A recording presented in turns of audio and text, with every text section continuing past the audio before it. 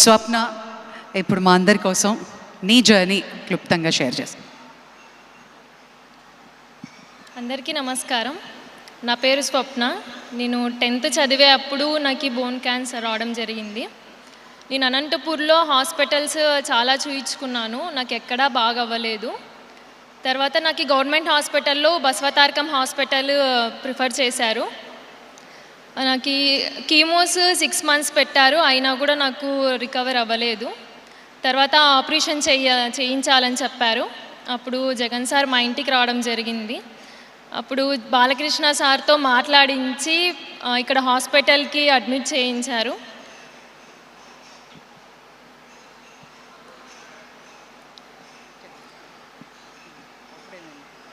తర్వాత నాకు ఆపరేషన్ చాలా సక్సెస్ఫుల్గా జరిగింది.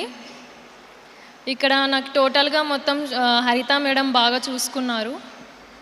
ఇక్కడ ఇప్పుడు నేను ఇలా ఉండడానికి కారణం Balakrishna sir, Basavatarakam hospital. Thank you so much sir. నేను ఎప్పటికీ ఈ రుణం తీర్చుకోలేను. Thank you so much sir. ఇప్పుడు ప్రెజెంట్ అయితే నేను డిగ్రీ ఫైనల్ ఇయర్ కంప్లీట్ చేశాను. ఇప్పుడైతే హ్యాపీగా నేను లైఫ్ని లీడ్ చేస్తున్నాను. Thank you sir. థ్యాంక్